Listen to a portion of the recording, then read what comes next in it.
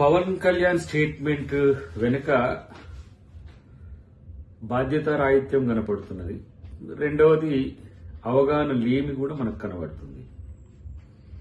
ఎందుకంటే ఆంధ్రప్రదేశ్ వెనుకబాటుతనాన్ని ఆంధ్రప్రదేశ్ చూసి దిష్టి తగిలే విధంగా తెలంగాణ వాదులు కోరుకోరు, తెలంగాణ ప్రాంతం కూడా కోరుకోరు. ఎందుకంటే రాష్ట్రాలుగా విడిపోయినప్పటికి కూడా తెలుగు ప్రజలంతా కూడా కలిసిమెలిసి ఉన్న పరిస్థితి తనకు తెలియకపోవడం అనేది విచారకరం. అన్నిటికంటే ముఖ్యంగా ఏంటంటే అవకాశవాద ప్రకటనలు పవన్ కళ్యాణ్ నుంచి రావడం అనేది తెలుగు ప్రజలు కూడా కోరుకోవట్లే.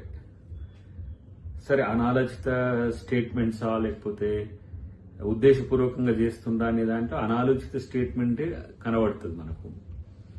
కాబట్టి గోదావరి ఎప్పుడు కూడా తెలుగు ప్రజల్ని సమానంగానే చూసింది. ఏ విధంగా కోనసీమను చూసిందో అదే విధంగా తెలంగాణను కూడా చూసింది. ఇక్కడ ప్రాజెక్టులు లేకపోవడం వల్ల తెలంగాణ కొంత వెనుకబాటుతనంతో ఉన్నది, కానీ ప్రాజెక్టులు అయితే మరింత మేలు జరిగేది. కాళేశ్వరం లాంటిది సక్సెస్ అయి ఉంటే మంచిగానే ఉండేది. కానీ ఈ అంశాలలో తనకు అవగాహన లేకపోవడం వల్ల కేవలం రాజకీయ ప్రేరేపిత ప్రకటనలతోనే ఈరోజు పవన్ కళ్యాణ్ ఈ స్టేట్మెంట్ ఇచ్చిందని మనం అనుకోవాల్సిన అవసరం ఉంది.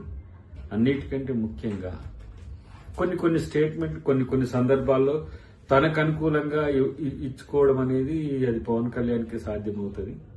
కానీ ఆంధ్ర తెలంగాణ ప్రజల మధ్యన చిచ్చు పెట్టే విధంగా భారతదేశంలో ఏ నాయకుడు స్టేట్మెంట్ ఇచ్చినా ఈ తరహా వ్యతిరేకత వస్తుందనేది ఊహించి ఉండకపోవచ్చు. కానీ ఏదో ఫ్లోలో తనున్న నియోజకవర్గంలో మాట్లాడేటప్పుడు మాట్లాడుతున్నది ఒక డిప్యూటీ సీఎం హోదాలో మాట్లాడుతున్నాం అనేది కనుక గుర్తుండే ఉంటే ఇలాంటి ఒక నెగ్లిజెంట్ స్టేట్మెంట్ వచ్చేది కాదు. ఇది తెలుగు ప్రజలు ఎవరు కోరుకోరు, తెలంగాణ ప్రజలు కూడా ఎవరు కోరుకోరు. కాబట్టి ఏదేమైనప్పటికీ కూడా కొంత మెచ్యూరిటీ లెవెల్స్ మరింత పెంచుకుంటే ఇంకా బాగుంటుంది.